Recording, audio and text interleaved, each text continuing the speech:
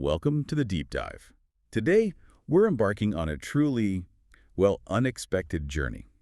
One that takes us to some surprising corners of our society, where the traditional political map, it seems to fold in on itself. Yeah, it really feels like that sometimes. We're going to explore how seemingly disparate ends of the political spectrum are actually converging, finding common ground in places you might never expect. Like farmers markets, maybe? Or online spaces? Exactly, from your local farmer's market to the depths of online communities. And our guide for this deep dive is a fascinating essay. It's called Where the Horseshoe Touches by Chris Abraham. Right. And our mission today really is to dig into why and where this phenomenon is happening. The source calls it a lived weirdness. Lived weirdness, I like that. Yeah, it's this blend of, revolutionary distrust and kind of spiritual autonomy. Yeah. We want to unpack what it might mean for you, trying to make sense of this complex world. And just to be absolutely clear up front, we're here to impartially report on what the source observes. We're just exploring the dynamics, not endorsing any particular viewpoint. Definitely not taking sides, just looking at the map the source lays out. Exactly. We're just exploring the terrain. Okay, let's unpack this core idea then, where the horseshoe touches. Now, this isn't some dry academic theory about, centrists flattening radicalism. No, not at all. The source describes it as a genuine, lived weirdness, a reality where the extremes stand surprisingly close.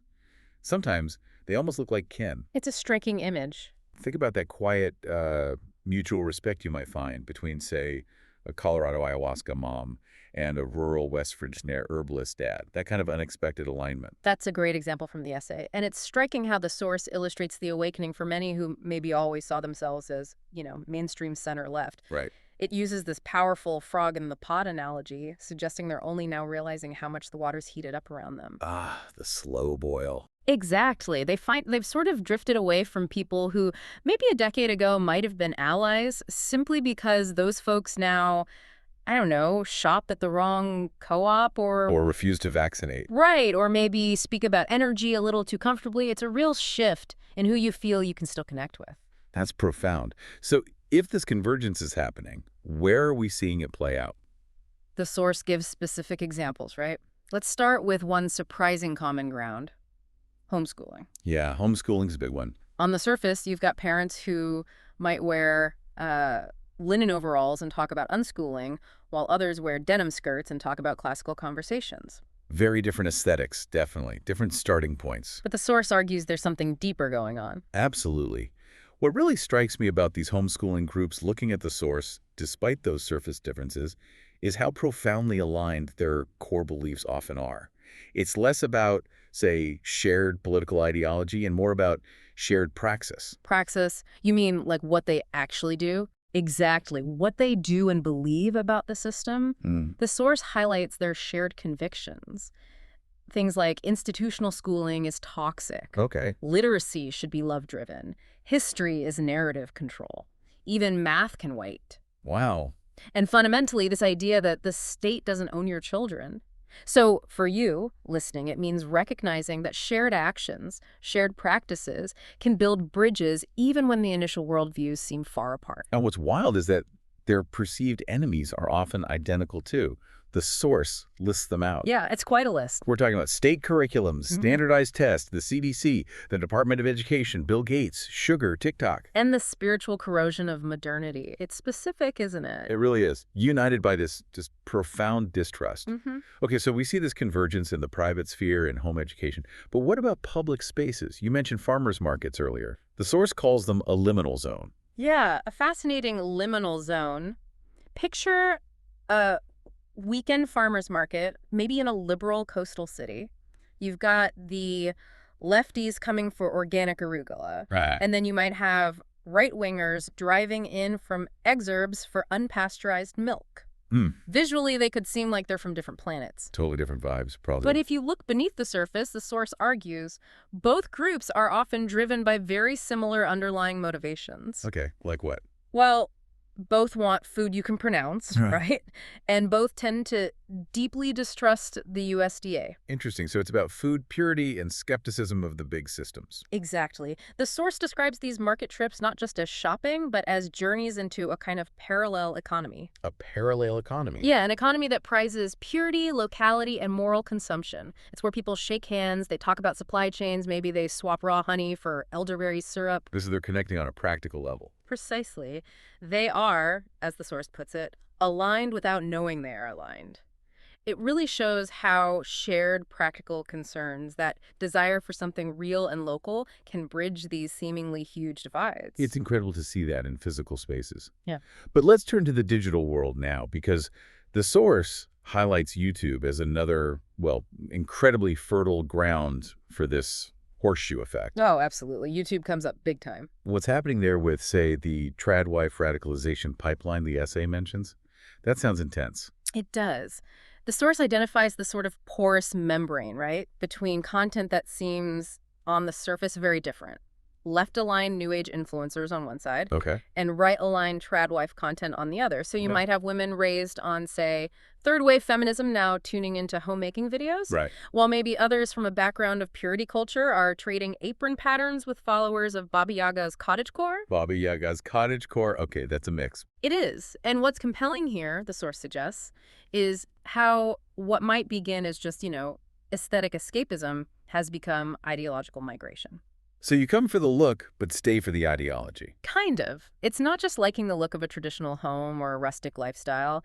It's about that aesthetic leading you into deeper discussions, exposing you to the why behind it all. Which often includes. Well, views on sovereignty, natural living, or that familiar theme, distrust of big institutions.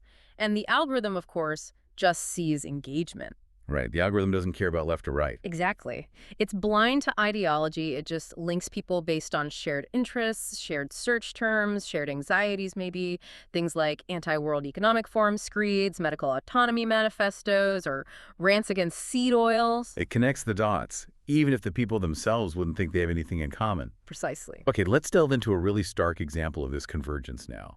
What the source calls pure blood identity politics. Yeah, this one is quite something. This term, pure blood, I mean, it sounds like something out of dystopian fiction, maybe Harry Potter. Right, like mud blood. But the source says it's now a proud, self-chosen label for some people who never got the COVID-19 vaccine. And it stresses, this isn't intended as a joke or some fringe meme for these individuals. It's a profound identity. Why? What are the reasons given?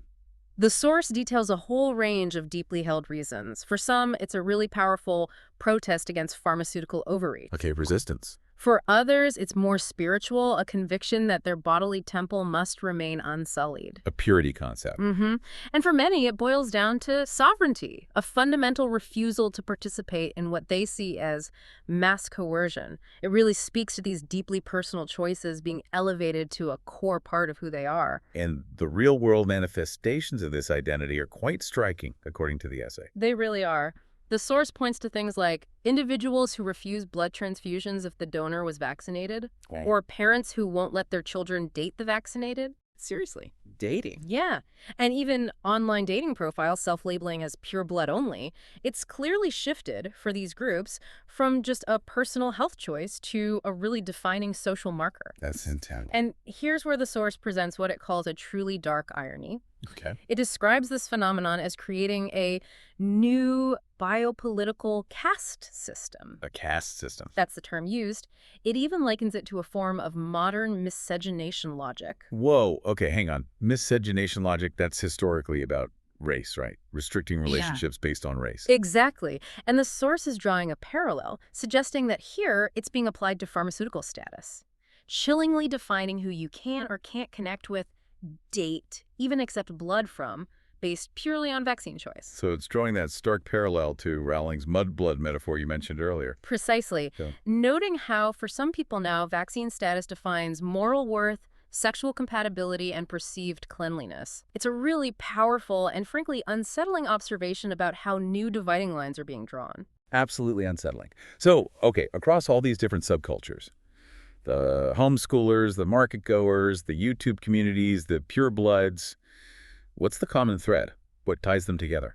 Well, the source argues it's not really about specific policies, left or right. It's deeper. It's about a shared way of understanding truth, or maybe distrusting truth, what we might call epistemology. Epistemology. Hmm. How we know what we know. Yeah.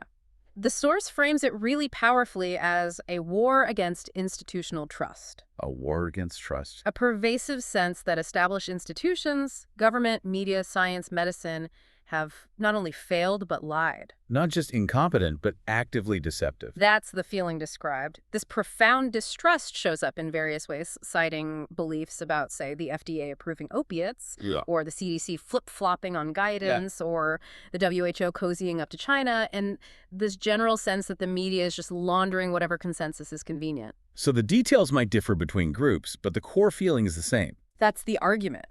Both extremes fundamentally agree that something is deeply broken with the official sources of information and authority. And even if one side's narrative is, I don't know, globalists or engineering population collapse, and the other sees trauma capitalism being used to strip us of rights. Which are very different narratives. Very different, but their responses, the source says, are often incredibly similar. How so? Well, both stockpile tinctures, both warn their kids not to trust doctors, both believe that truth has become a partisan commodity. Okay. The practical outcomes align again. Exactly. And maybe most crucially, the source says both are terrified of what comes next. It's like this shared emotional landscape, this shared fear, even if the intellectual frameworks explaining it are totally different. That makes sense. And to really illustrate this, the source shares a really powerful anecdote. It calls it the cafe convergence. The cafe convergence, what was that? It describes this scene during the peak pandemic months, how the brave or the defiant emerged, venturing out. But it wasn't, the normies. Not the mainstream folks. No, it was this fascinating mix, the orthodox, the trads, the plant medicine psychonauts, and the freedom evangelists. Wow, quite the gathering. Right. And they'd sit across from each other, maybe at outdoor cafes, discussing everything from terrain theory, off-grid living, Alex Jones clips, or ayahuasca retreats. A real melting pot of unconventional ideas. Totally. And the visual described is so striking. One had a Bible, one had a bag of shrooms. Both hated Fauci.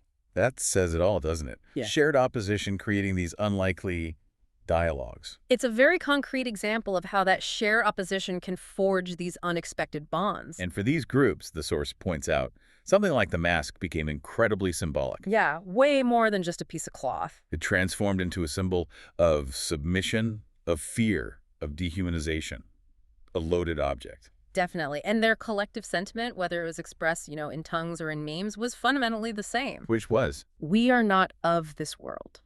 A powerful statement of separation from the perceived mainstream, from the system they distrust. A feeling of being outsiders together. Exactly. And this raises a really important point about why this might be happening with such force now. The source emphasizes this concept of institutional betrayal as a generational breaking point. A breaking point. Yeah.